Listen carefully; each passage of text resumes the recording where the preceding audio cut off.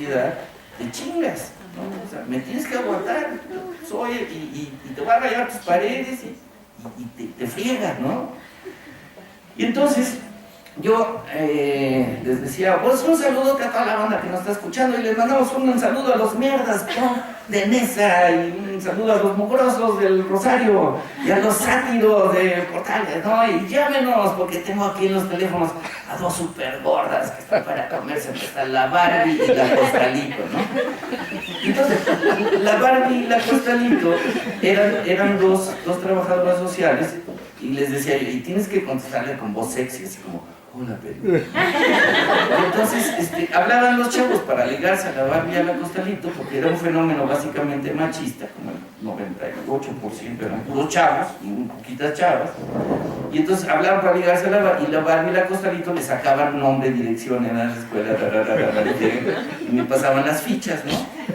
Y entonces con las fichas empezábamos a ponerlo sobre el mapa con puntitos rojos, ¿no? Y dices, wow, mira, va creciendo aquí, va creciendo acá, ¿no? Entonces íbamos mandando saludos por colonias y lo demás. Y resultó que en 2 meses habíamos cubierto el 35% de las zonas donde había mayor presencia de bandas. Pero ya eran chavos reales, no era el reporte de la policía. Entonces dije, wow, esto es una maravilla. Dije, entonces ahora sí podemos abrir un programa específico los sábados en la noche. Sábados de 10 de la noche a 2 de la mañana. ¿Por qué de 10 de la noche a 2 de la mañana? Porque ese era el horario de los operativos de la policía. Y entonces abrimos un programa que se llamaba Solo para Bandas, y los invitados pues eran ellos. Y entonces el programa servía para pasar su música, traerlos, entrevistarlos, darles el micrófono. Y entonces descubrí que darles el micrófono justamente era una parte metodológica fundamental. Ya no era el sociólogo interpretando, ya no era el marco teórico analizado, ya no era lo que dijo Bourdieu. Eran estos chavos hablando de sí mismos con sus problemas. Y aparte te permitía traer a un policía para sentarlos frente a ellos y hablar de los apañones, reportar a las racias y empezar a tener un mecanismo de creación de su realidad, de su entorno. En uno de los primeros programas, en el tercer programa, yo llevé a los mierdas punk. Y entonces dije, pues un saludote a toda la banda que nos está escuchando. Como bien dicen por ahí, pues que Dios salve a la banda y al rock and roll.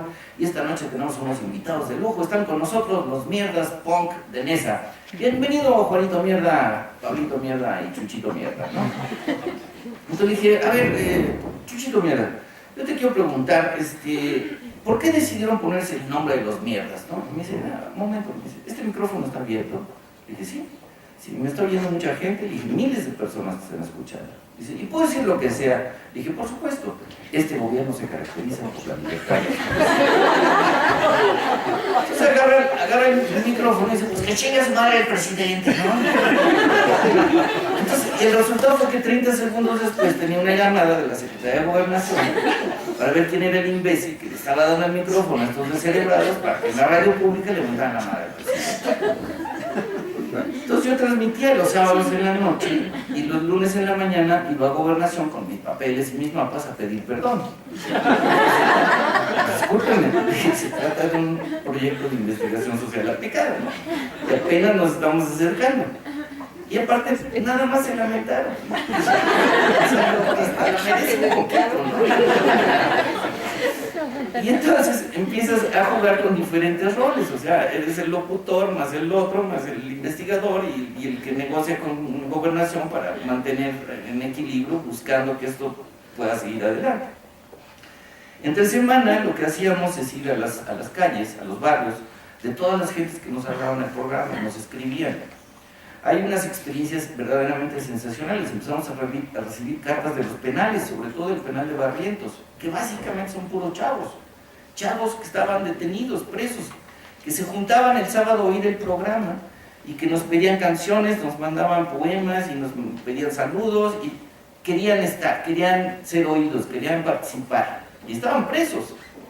Yo incluso una vez traté de entrar a Barrientos, obviamente no pude, tengo que ser familiar o abogado, lo que sea. Pero me encontré un sacerdote que iba a dar misa los jueves a Barrientos. Y entonces le dije, oiga padre, ¿usted viene todos los jueves? Y no habría manera de que me dejara venir un día con usted, como acólito, exactamente. si quieres el próximo jueves, dice, nada más vente de blanco, no traigas agujetas, así, y metí mi grabadora abajo de la Biblia en su maletín. Entonces cuando entré me dice de la puerta, me dice, ¿y esa colita de caballo? Le dije, hermano, es que voy a salir de Judas en esta palabra. Y entonces entramos, el padre dio misa, yo estaba de acuerdo con la campanita y le dije, a ver, ahí les va la grabadora, graben todo lo que quieran y el sábado se los paso. Y frase, en una hora, güey, me regresaron, órale. Y el sábado entonces hicimos como si fuera una transmisión en vivo desde el Pedal de Barrientos, ¿no? Y ese tipo de cosas, obviamente, pues despiertan a los chavos y los llenan de ideas. Entonces nosotros empezamos a ir a los barrios y llegábamos como el programa de barrio, el solo para bandas, ¿no? Pues entonces nos recibían ahora sí que por la puerta grande y entrábamos a todos los peores barrios que se puedan imaginar para ver lo que estaban haciendo, lo que había pasado, dónde habían matado al chavo, lo que fuera, todo lo que tuviera que ver con sus entornos. Y empezamos obviamente a tomar las calles y empezamos a hacer cosas en las calles. Oye, pues queremos hacer una tocada en la calle, pues órale, vamos a hacer una tocada, pero vamos a hablar con las jefas, vamos a hablar con el padre, vamos a hablar con las gentes de las tiendas, para que sepan que queremos hacer una cosa bien hecha, que no va a haber violencia, o sea, no nos vamos a poner hasta las chanclas, se trata de ir ganando como el respeto, exactamente revertir la estigmatización frente a un proceso de reubicación y reconsideración de quiénes son ellos frente a sus mismos entornos. Y lo empezamos a hacer en las calles, en los barrios, en las esquinas, en las canchas de fútbol. Y obviamente, pues cuando eso lo haces por radio, pues al principio llegan 20, luego llegan 80, luego llegan 200, luego llegan 1000, luego llegan 2000. Y ya manejar 2000 ahí sí ya no es un problema, nada más de buena voluntad y vamos a divertirnos un rato. Necesitan tener cuestiones de seguridad, de sanidad, etcétera, etcétera, etcétera. Entonces, este trabajo lo hicimos, fíjense nada más, esta parte del radio duró 4 años. O sea, 4 años, todos los sábados, sin falta, transmitiendo y después haciendo intervención en los barrios. 4 años es un montón de tiempo. Y era yo con un grupo de chavos, que eran los que andaban conmigo, y entonces un día les dije, oye, pues nosotros también tenemos que tener un nombre, nosotros ya somos una banda, tenemos que tener un nombre de una banda. Y empecé a preguntarles, a ver, perro, ¿cómo se te ocurre, no? Y pato, ¿no? Y dije, ah, perro, el pavo, el pulga, ¿no? Yo era el pavo. Entonces, es como un bonche de animales. Sí, dice, es como un zoológico. Le dije, no manches, en el zoológico ya están presos. Dice, bueno, es como un circo. Le dije, anda, sí. Dice, es como un circo volador porque andamos de un barrio para otro. Y entonces, el proyecto se llamó Circo Volador. El problema lo tuve en el instituto. Cuando regresé y me dijeron, ¿y tu proyecto del año que entra? Le dije, pues voy a hacer un circo volador. No marches, está bien que eres de entrenador y eso. No sabes que vas a hacer un circo volador. Entonces, es que así se llama, o sea, no se puede llamar juventud, exclusión, vulnerabilidad. Nadie le entiende, le dije, pero el circo volador sí. Finalmente conseguí más o menos pasar medio desapercibido y empezar a crear lo que era el circo volador. Después de 4 años, que ya juntábamos un montón de gente, pues lo que tuvimos es que ver todas las archivos que habíamos formado de fotografía, los archivos de música, los archivos de texto, que empezaron a aparecer de una manera vibrante, ¿no? Este mural realmente es un graffiti, no es un mural. A mí me cambió la visión del proyecto. 5 años después de que lo vi ya en mi escritorio, cuando lo dije, ¡wow! ¿Qué es la Capilla Sixtina? Bueno, más o menos. Pero si ustedes ven, es la creación de Adán, de Miguel Ángel, ¿no? Y entonces está Dios dándole vida a un chavo gato. Y de sus dedos salen chispitas. Y en lugar de ángeles, arriba de una ciudad negra, sucia, y abajo del chavo dice, así se creó la banda. Y luego abajo de así se creó la banda dice, Miguel Ángel Díaz, 13 años, y David Cerón, 13 años. Entonces yo dije, a ver, 2 chavitos en un lugar donde guardaban camiones de basura, que es el tanque en Álvaro Obregón, cuando tuvieron una cubeta de pintura negra y roja y azul, lo que decidieron fue pintar la creación de Adán de Miguel Ángel. ¿En dónde vieron la creación de Adán de Miguel Ángel? No sé. ¿Cómo se les quedó grabada? No lo sé. ¿Y por qué decidieron ponerla? Pues no lo sé, pero dice, así se creó la banda. Y luego abajo de la ciudad hay un texto que dice, esta pintura está dedicada a una señora que se preguntó, ¿por qué hay bandas? Se llama Cecilia y es mi madre. ¿Qué puta? Tiene madre. A diferencia de lo que me dicen los políticos, de lo que me dicen los medios de comunicación, tienen madre. Y yo los quería seguir viendo como los nazis, los mocos, los sapos, los cerdos, los bastardos, que también lo eran, pues. Pero tenían madre. Y si tenían madre, seguramente tenían padre o tuvieron padre. Y deben tener hermanos, y deben tener vecinos, y deben tener compañeros o ex compañeros de las escuelas por donde hayan pasado. Esto es dejar de ver a los sujetos como el sujeto problemático, pandillero, violento, para verlo como parte de una comunidad. El asunto ahí entonces empezó a ser, y ahora cómo podemos empezarnos a acercar a estos jóvenes, pero desde el punto de vista comunitario.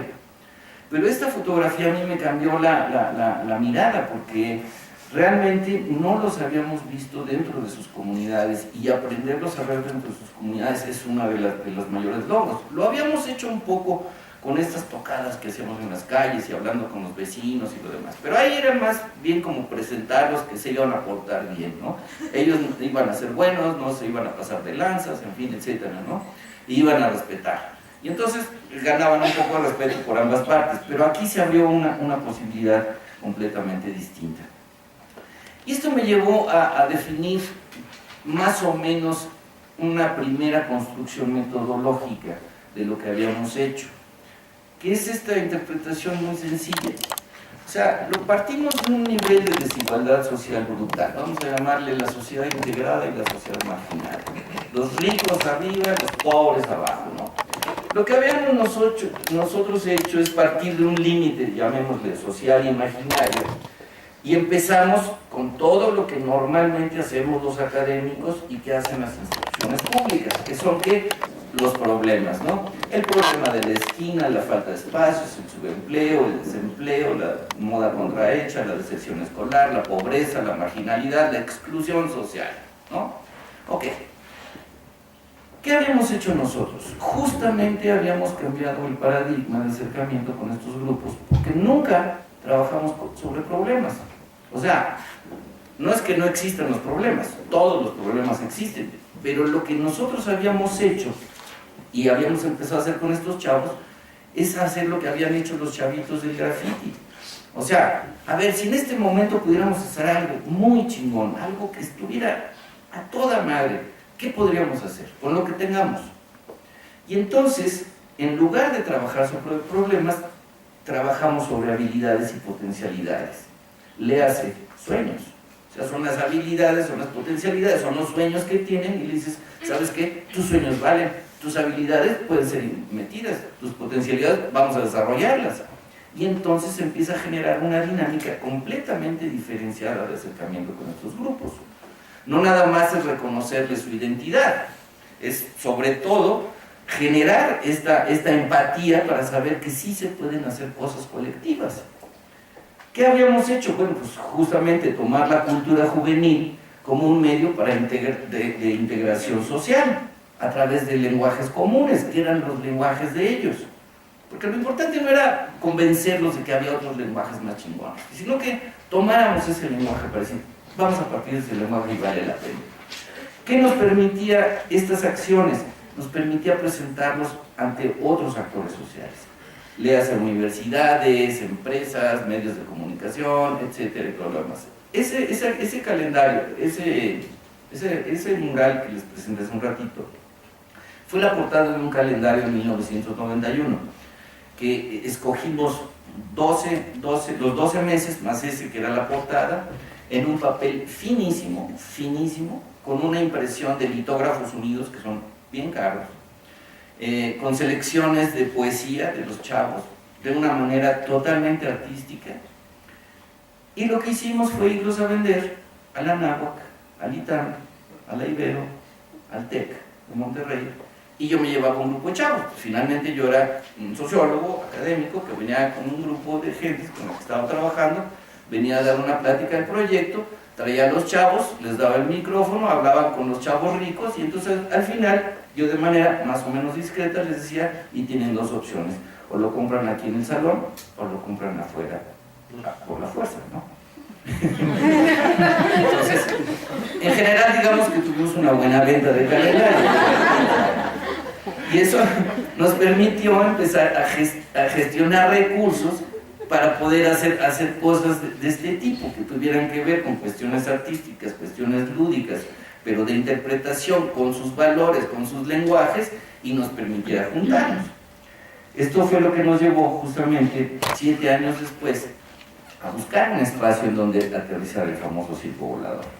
Porque ya cuando juntábamos 1000 o 2000 gentes, pues ya era realmente hasta peligroso y era un problema. Y finalmente en 1994 le hace otro sexenio después, y perdón que haga esta insistencia en los sexenios, pero es que el principal problema de este país son los cambios sexenales. O sea, esto, si no es a prueba de funcionarios públicos, de partidos políticos y cambios sexenales, no vale.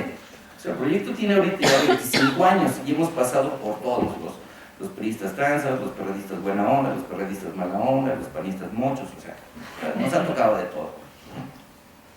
Conseguimos este espacio era un cine abandonado atrás del mercado de Jamaica, tenía más o menos 12 años de abandono, vivían unos teporochos adentro, era una zona violenta, muy pesada, tenía una ventaja, iban a construir una estación del metro afuera 3 años después. Entonces, cuando fui a ver a la gente del gobierno, me dijo, mira, vete esta lista de espacios, ahí tienen montones de bodegas y de edificios, casas, departamentos en todo el Distrito Federal, y me gustó. Le dije, ¿sabes qué? En este. Pero estoy hablando de 1994. Me dijeron, aquí están las llaves, pero no hay un peso, porque estaba el error de diciembre. Acaba de pasar el error de diciembre y entonces no había ni un centavo de recursos. Y realmente no es que antes tuviéramos muchos recursos, teníamos elementos para pagar gasolina, comidas y podernos mover de una manera básica. Pero a partir de ese momento tuvimos esto que es una locura, mantener esto, abrir esto, o sea, fue una locura, y no teníamos dinero. Entonces, a partir de ese momento yo tuve que empezar a gestar una nueva actividad dentro del proceso de investigación, que era ser gestor cultural. O sea, ¿qué tiene que hacer un gestor cultural para que tener un espacio? Entonces se consiguen donativos, en fin, etcétera. Teníamos en ese tiempo otro programa de radio que pasaba por el Radio Capital, que se llamaba El Túnel, un paso subterráneo al más acá. Y en el túnel les dije, ¿saben qué, chavos? Pues tenemos un espacio, pero le falta todo, le faltan vidrios, le faltan maderas, le falta electricidad, no hay agua, le falta todo. ¿Por qué no donan una hora, un día, mediodía, vénganse a trabajar al circo, ahí al espacio y a recuperarlo? Y curiosamente, los chavos empezaron a llegar con sus familias. Empezaron a llegar con el papá que sabía de herrería, con el tío que sabía de vidrería, con el otro que era electricista, con el vecino que era plomero. Y las mamás nos mandaban tortas o tamales, entonces eran auténticos happenings. Y entonces, durante 3 años hicimos una recuperación del espacio muy lenta, pero muy sólida desde el punto de vista de trabajo colectivo, en donde se permitió integrar a todo este grupo en la recuperación de su espacio que iba a ser su lugar para hacer cosas. Hoy el circo volador tiene como objetivo literalmente partir de las cartografías sociales. Yo creo que dentro de la multiplicidad de disciplinas que hay, la geografía es fundamental para las ciencias sociales, sobre todo para estas cuestiones de investigación aplicada. Las cartografías sociales son riquísimas, cada vez hemos podido desarrollar mejores técnicas de cartografía social y las nuevas tecnologías lo facilitan enormemente, ¿no? Entonces sí es establecer cartografía social para entender académicamente qué sucede, ¿no? Pero usar estos conocimientos para el diseño de políticas públicas incluyentes, lo cual es complicadísimo. O sea, y es muy, muy difícil, pero ahí va, y ahorita lo vamos a ver un poquito más adelante. Circo Volador busca demostrar que una acción social positiva puede tener efectos directos en la comunidad, que esa es la parte de la investigación social aplicada. Se trata de definir mediante actividades inter y multidisciplinarias paralelas al trabajo de recreación, modelos que puedan ser replicados o reaplicados en diferentes espacios. Y ojo con esto, paralelas al trabajo de recreación, o sea, la recreación, el relajo, el gusto, el echar desmadre, es la parte central del asunto. O sea, vamos a echar relajo, vamos a cotorrearla bien, de manera organizada, pero vamos a divertirnos. Esto tiene que ser divertido. Y esa es una parte sensacional. Hoy yo les puedo decir que la misión del circo es apoyar a sectores excluidos de la sociedad, sí. Generar formas de integración social, sí. Profesionalizar las actividades desarrolladas, sí. Promover la cultura popular juvenil, sí, por supuesto. Todas estas se cumplen. Y recuerdo cuando teníamos el espacio que llegó un agente de la UNESCO, el doctor Fabio Pacchioni, que justamente la mandó el doctor Ricardo Pozas, lo mandó a visitar el espacio. Y estaba todo oscuro, no había luz, estaba todo abandonado. Simplemente abrí las puertas para que entrara un poquito del reflejo de luz de la calle. Y entonces empecé a decirle, dije, mira, ahí me imagino una pantalla, y ahí quiero esto, y ahí voy a poner unos grafitis. Pero no había nada. Y entonces el tipo se empezó a reír y me dijo, mira, será una maravilla si funciona, pero es muy posible que este sea un mausoleo para todos ustedes. Y será su lápida mortuoria porque es absolutamente imposible que lo puedan hacer funcionar sin la participación de instancias públicas, privadas, que trabajen con jóvenes de la ciudad. Dice, acérquense a ella sin miedo, sin venderse, usen sus programas sin comprometer su integridad y enséñenle lo que es un trabajo con jóvenes desde la base, porque eso no se ha hecho nunca. Y esto lo mencionó él porque yo me había vuelto punk, me había vuelto un anarquista realmente. O sea, muera el gobierno, muera la iglesia, mueran las instituciones, mueran las empresas, o sea, porque realmente la cantidad de información que yo tenía de todo lo que les sucedía a estos chavos y lo que ellos mismos generaban, a mí me había vuelto un anarquista. Y desde una posición anarquista, que me gusta, la sigo disfrutando, es prácticamente imposible construir un proyecto de estos. Se tienen que establecer otros vínculos y se tienen que establecer otras formas que hoy ya le llamamos proyectos de coinversión, y estas coinversiones son una forma de lograrlo. Haciendo un breve resumen, en 87 inicia el proyecto, en 94 nos dan el inmueble, en 98 inauguramos el Centro de Arte y Cultura, en 2004 aparece la ONU Habitat y nos da un premio como una de las 12 mejores prácticas del mundo, Best Social Practices se llama el concepto, y me mandan a empezar a dar conferencias sobre el modelo de intervención con jóvenes y lo demás. En 2005, después del primer año de conferencias, yo convencí a René Millán, el que era director del instituto en ese momento, de abrir una unidad. Le dije, ¿por qué no abrimos la unidad de estudios sobre la juventud en el Nacional? No es una unidad que trabaje, no es como los juvenólogos, o sea, no es los que hacen la encuesta de la juventud y los que dicen cuántos ninis hay y estas cosas. No. Dije, van a hacer una unidad de estudio sobre la juventud con un solo objetivo, se va a llamar Modelos de Intervención con Jóvenes en Situación de Violencia. Eso es lo que es el punto a donde me está apareciendo por todos lados. Y empezamos a diseñar entonces herramientas, empezamos a trabajar en el Ajusco, el Coyoacán, en Venustiano Carranza, hasta que nos fuimos a Monterrey y hicimos realmente las primeras herramientas metodológicas del asunto. Este que está en la foto es Bono, cuando fue con YouTube a hacer una visita una vez que vino a dar un concierto. Entonces preparamos una recepción ahí con los talleristas, con los chavos que estaban ahí, fue viendo las cosas que se hacían en el circo. Y cuando estaba viendo los murales, tenemos una colección de murales realmente impresionante, y decía, wow, beautiful, wonderful, ¿no? Entonces, dice, ¿y quién pinta esto? Entonces le dije, le dije, ven, acércate con Bono, quiere conocerte. Mibe está allá atrásito, es un calvo, mide como 2 metros, con aretes y tatuajes. Y entonces le dije, Bono te quiere conocer. Entonces llega el Mibe y le da la mano y dice, me da mucho gusto saludar a otro artista internacional, ¿no?